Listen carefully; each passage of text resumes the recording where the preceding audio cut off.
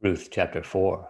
Now Boaz went up to the gate and sat down there, and behold, the close relative of whom Boaz had spoken came by. So Boaz said, "Come aside, friend, sit down here."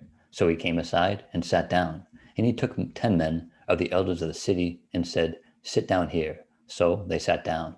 Then he said to the close relative, "Naomi, who has come back from the country of Moab, sold the piece of land which belonged to our brother Elimelech. And I thought to inform you, saying, buy it back in the presence of the inhabitants and the elders of my people. If you will redeem it, redeem it. But if you will not redeem it, then tell me, that I may know. For there is no one but you to redeem it, and I am next after you." And he said, "I will redeem it."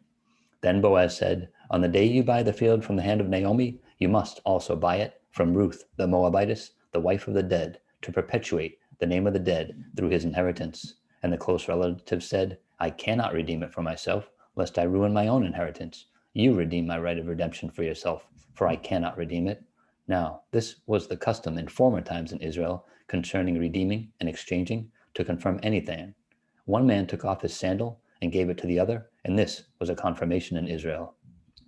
Therefore the close relative said to Boaz, "Buy it for yourself." So he took off his sandal, and Boaz said to the elders and all the people, "You are witnesses this day that I have bought all that was Elimelech's, and all that was Chilion's and Mahlon's, from the hand of Naomi. Moreover, Ruth the Moabitess, the widow of Mahlon, I have acquired as my wife, to perpetuate the name of the dead through his inheritance, that the name of the dead may not be cut off from among his brethren, and from among his position at the gate. You are witnesses this day." And all the people who were at the gate and the elders said, "We are witnesses. The Lord make the woman who is coming to your house like Rachel and Leah, the two who built the house of Israel, and may you prosper in Ephrathah and be famous in Bethlehem. May your house be like the house of Perez, whom Tamar bore to Judah, because of the offspring which the Lord will give you from this young woman." So Boaz took Ruth, and she became his wife. And when he went into her, the Lord gave her conception, and she bore a son.